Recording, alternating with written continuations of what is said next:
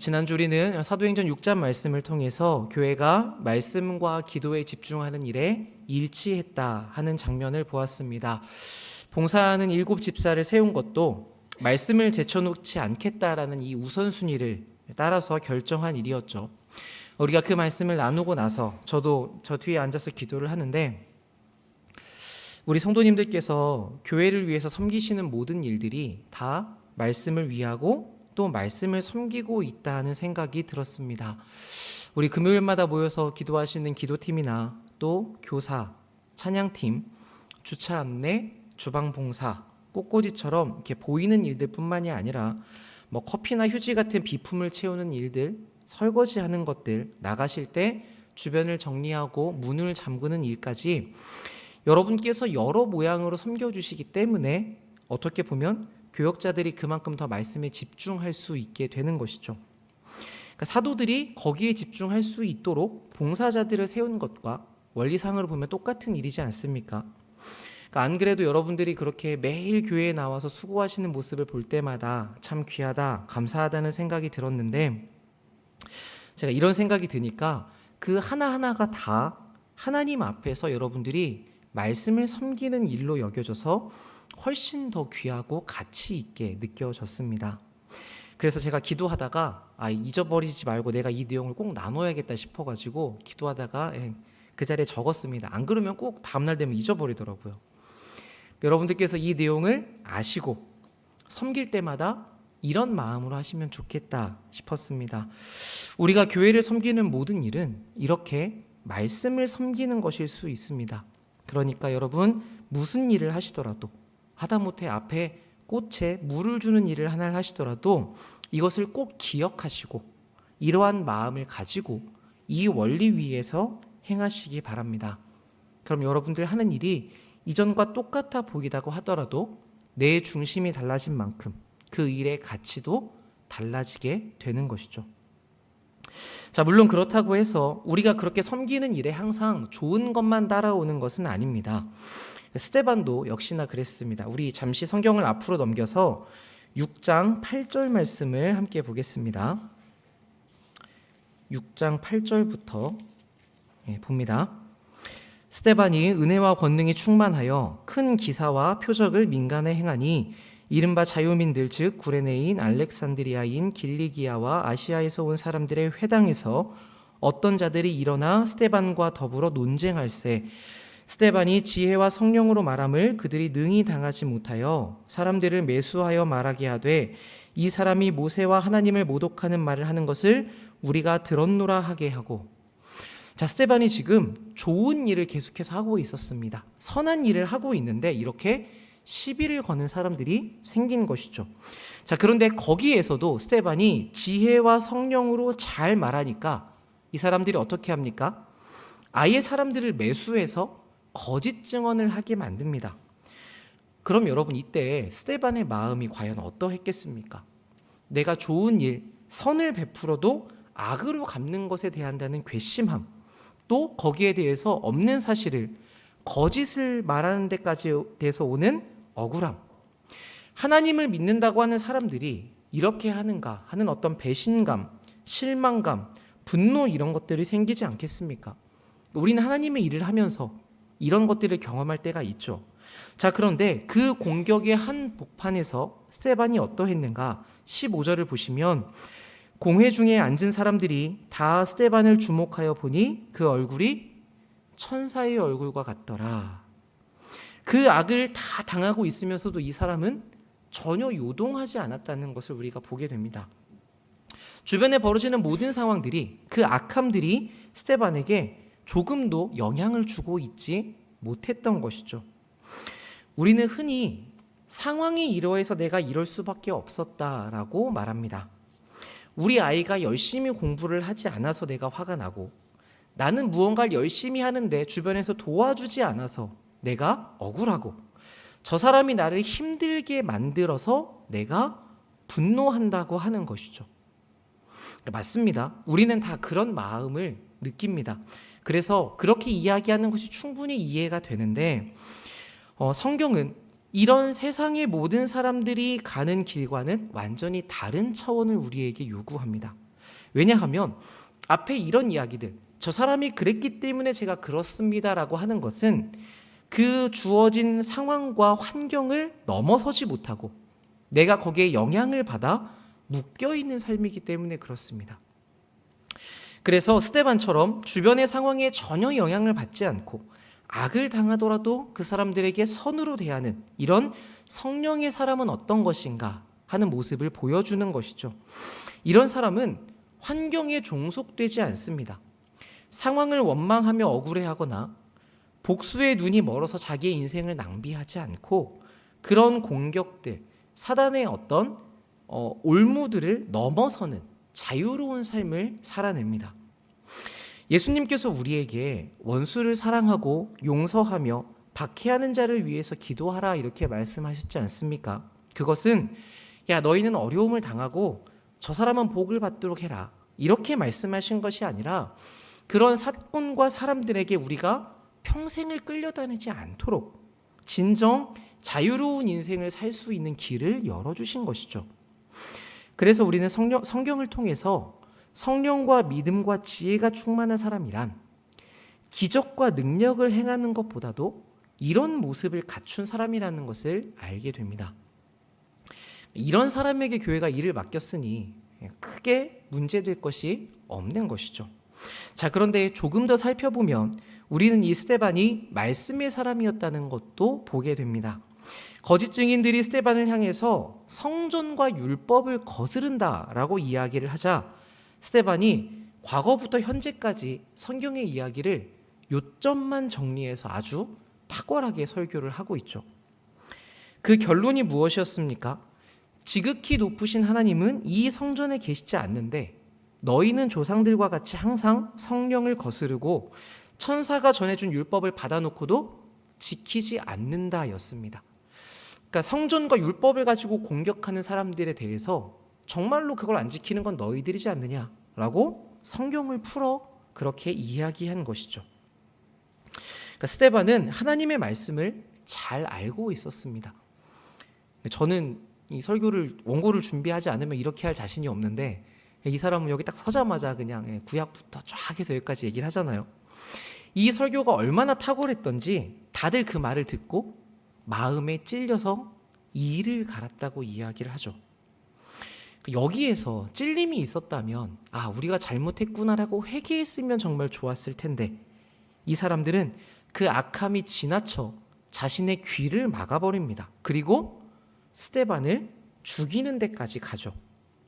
이 장면은 순교가 무엇인지를 우리에게 잘 보여주는 것 같습니다. 보통 우리는 순교를 생각할 때 세상의 힘이 너무나 강해서 우리가 무엇인가 할 수 없어서 죽임을 당한다라고 생각하는 경우가 많지만 사실은 진리를 가지고 있는 사람을 세상이 감당할 방법이 없어서 마지막 수단을 선택하는 것입니다. 그래서 순교는 세상의 한계와 우리의 승리를 드러내는 일입니다. 마지막까지 선으로 악을 이기는 것이 무엇인지를 보여주는 장면이죠. 자, 그런데 여기서 누군가는 이 스데반이 타고난 성품이 좋은 사람이어서 화내를 내지 않은 것이다 라고 생각을 하시는 경우도 있더라고요. 그런데 그렇지 않다는 것을 우리가 마지막 장면에서 확인할 수 있죠. 7장 59절을 보시면 이렇게 되어 있습니다. 그들이 돌로 스데반을 치니 스데반이 부르짖어 이르되 주 예수여 내 영혼을 받으시옵소서 하고 무릎을 꿇고 크게 불러 이르되 주여 이 죄를 그들에게 돌리지 마옵소서 이 말을 하고 자니라. 많이 보신 말씀이지 않습니까? 예수님께서 십자가 위에서 하셨던 말씀을 스데반이 그대로 하고 있죠. 예수님께서 아버지여 나의 영혼을 아버지의 손에 부탁하나이다 말씀하셨던 것처럼 스데반은 예수님께 자기의 영혼을 의탁합니다. 그러면서 남겨져 있는 이 박해자들을 위해서 기도하죠. 자기들이 얼마나 악하고 무지한지를 아예 모르기 때문에 주님 이 사람들을 불쌍히 여겨주십시오 라고 간구한 이해와 용납과 사랑의 기도였습니다. 이 사람들이 얼마나 자신에 대해서 모르는 사람들이었습니까? 이어지는 8장 1절을 보시면 사울은 그가 죽임당함을 당연하게 여겼다고 이야기하죠. 그러니까 자기들이 지금 하는 일에 대해서 조금도 잘못했다고 생각하지 않을 정도로 아예 모르고 있었던 것입니다. 종종 우리는 어떤 사람을 보면서 생각을 하죠. 저 사람은 왜 저걸 모를까? 저렇게 행동하면서도 자기가 지금 잘못한다는 것을 모를까? 그런데 여러분, 진짜 모를 수 있다는 것을 생각해 주셔야 됩니다.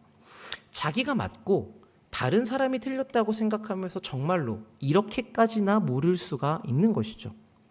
그래서 이런 때에는 나는 알고 이게 당연한데 너는 왜 모르느냐라고 하기보다는 스데반처럼 저분이 이렇게나 몰라서 그런 것이니 용서해 달라고 하나님께 기도하는 것이 더 나을 수도 있습니다. 물론 우리가 그 부분에 대해서 사랑과 덕을 따라 이야기할 필요가 있죠. 그런데 전하는 것은 우리지만 결국 깨닫게 하시는 분은 하나님이시기 때문에 그렇습니다. 오늘 자기가 무엇을 잘못했는지 전혀 몰랐던 이 사울도 결국은 나중에 예수님을 마주하게 되자 그때 자기의 처지를 깨닫게 되는 것과 마찬가지죠. 동시에 한편으로는 여러분 우리가 그렇게 기도하면서 나도 그럴 수 있겠다는 생각을 할 수 있겠죠. 우리는 잘못한 게 없다라고 생각을 하지만 나도 저렇게나 모르는 부분이 있겠구나 생각하며 조심하게 됩니다. 왜냐하면 방금 이야기했던 것을 그대로 뒤집어 보면 내가 정말 모르는 부분은 이것처럼 내가 모른다는 사실조차 모르는 것일 수 있기 때문입니다. 그래서 우리가 내가 언제나 틀릴 수 있다는 겸손함 가운데 행해야 하는 것이죠. 이 사람들의 무지를 알았던 스데반은 예수님께서 하셨던 말씀을 똑같이 남겼습니다. 삶의 마지막 순간에 죽음을 앞두고 한 말이었으니까 이것은 흉내낸 것이 아니라 진심이었다고 우리가 볼 수 있죠. 겉모양을 따라하는 것이 아니기 때문에 스데반은 정말로 예수님을 닮았던 사람이라고 할 수 있습니다. 하나님께서는 우리도 여기까지 이끌어가기를 원하십니다. 여기가 우리가 도달해야 될 목적지 중에 하나인 것이죠. 초대교회에는 이렇게 성령의 사람이 있었고 그 사람이 세움을 받아서 교회의 문제를 잘 해결해가고 있었고 사람들에게 큰 기사와 표적을 행했습니다. 그렇게 좋은 일들이 이어지고 있었는데 갑작스럽게 어느 날 공격이 들어왔고 사람들의 그 악함으로 인해서 이 성령의 사람이 죽임을 당하는 일이 벌어졌죠. 그러니까 이것은 초대교회의 입장에서는 갑작스럽게 임한 슬픔이었습니다. 그런데 거기에서 그치지 않았습니다. 그때의 상황을 누가는 8장 1절 그 뒷부분에 기록합니다. 그날에 예루살렘에 있는 교회에 큰 박해가 있어 사도 외에는 다 유대와 사마리아 모든 땅으로 흩어지니라. 3절을 보시면 사울이 교회를 잔멸할새 각 집에 들어가 남녀를 끌어다가 옥에 넘기니라. 초대교회가 집집에서 모임을 가졌지 않습니까? 그러니까 사울이 이 교회를 뿌리까지 뽑아버리려고 집집마다 다니면서 남녀를 모두 다 잡아가기 시작했습니다. 그러니까 더 이상 이 예루살렘에 남아있을 수가 없게 된 것이죠. 그래서 이 사람들이 예루살렘을 벗어나서 유대와 사마리아 땅으로 그렇게 흩어지게 됩니다. 자, 그렇게 교회가 공격을 받고 남아있을 수가 없게 되었고 다 흩어져 버렸습니다. 우리가 볼 때는 이게 참 안타깝고 큰 박해의 사건인데 그런데 누가는 이 사건을 어떻게 해석을 하고 있습니까? 우리 4절부터 6절까지 같이 한번 읽어보도록 하겠습니다. 시작. 그 흩어진 사람들이 두루 다니며 복음의 말씀을 전할새 빌립이 사마리아 성에 내려가 그리스도를 백성에게 전파하니 무리가 빌립의 말도 듣고 행하는 표적도 보고 한 마음으로 그가 하는 말을 따르더라. 아멘. 자, 우리 화면에 11장 19절도 한번 띄워주시겠습니까? 네, 같이 한번 읽어보겠습니다. 그때에 스데반의 일로 일어난 환란으로 말미암아 흩어진 자들이 베니게와 구브로와 안디옥까지 이르러 유대인에게만 말씀을 전하는데 스데반의 죽음을 시작으로 교회에 큰 박해와 환란이 닥쳤는데 그것으로 인해서 흩어진 사람이 다 복음을 전했다라고 기록합니다. 이게 누가가 이 사건을 보는 관점이었죠. 예수님께서는 1장에서 제자들에게 말씀하셨습니다. 오직 성령이 너희에게 임하시면 너희가 권능을 받고 예루살렘과 온 유대와 사마리아와 땅 끝까지 이르러 내 증인이 될 것이다. 자, 그래서 정말 예수님 말씀대로 성령이 임하셨습니다. 그리고 예루살렘에 복음이 전파가 되었죠. 3,000명, 5,000명 많은 사람들이 예수님을 믿었지만 아직 온 유대와 사마리아로 확장되지는 못하고 있었습니다. 제가 생각했을 때 이 밀려드는 사람들을 감당하기에도 초대교회는 좀 버거웠던 것 같아요. 그래서 우리가 사마리아로 더 멀리 땅끝으로 확장해 가자 이런 계획을 세울 여력이 없었던 것 같습니다. 그런데 그때 큰 박해와 환란이라는 공격이 교회에 들이닥친 것이죠.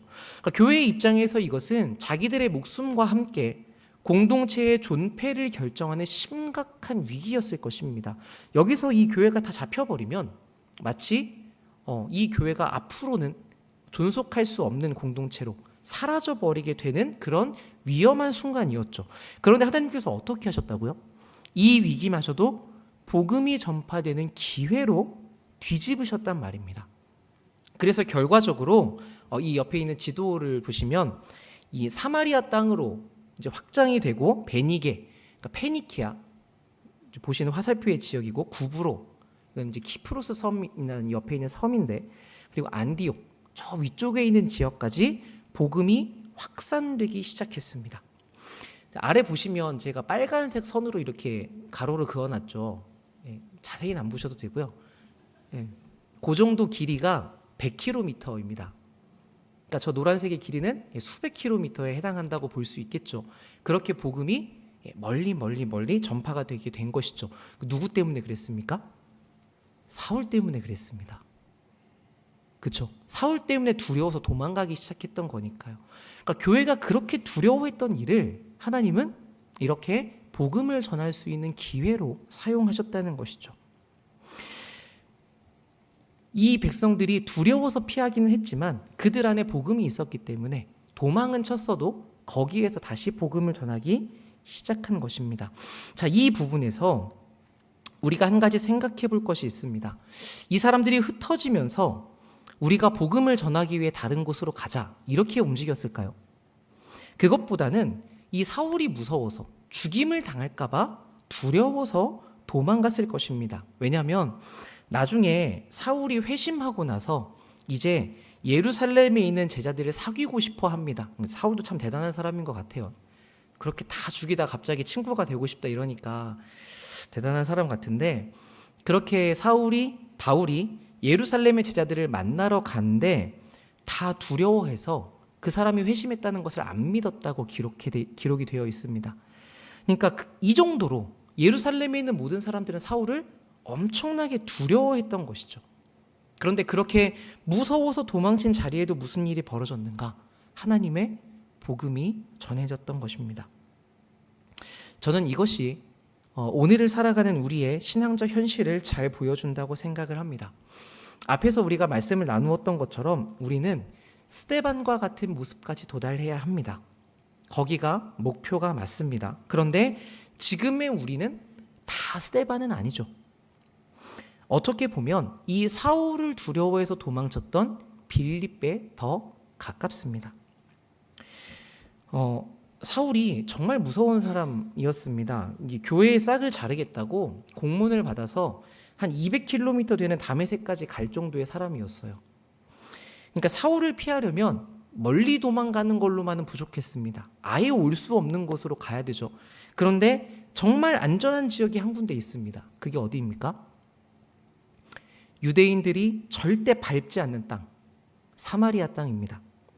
그러니까 히브리인 중에 히브리인이다라고 말했던 사울은 아마도 이 사마리아 땅으로 가진 않았을 것 같아요. 근데 거기로 도망친 사람이 누구였습니까? 빌립이었습니다. 얼마나 사울이 두려웠으면 절대 오지 않을 만한 곳으로 도망갔을까? 우리가 이렇게 써있지는 않지만 상상해 볼 수 있죠. 근데 정말 신기한 건 그 도망자를 하나님이 사용하셨다는 것입니다. 빌립만이 아니죠. 이때 박해를 피해 흩어졌던 모든 사람들을 하나님이 그런 복음 전하는 자로 사용하셨습니다. 근데 사실 우리 입장에서 보면 그 사람들은 어떤 사람들입니까? 스데반 같이 천사의 얼굴로 원수를 용서하면서 죽을 수 없었던, 공포와 두려움으로 도망갔던 사람들이지 않습니까?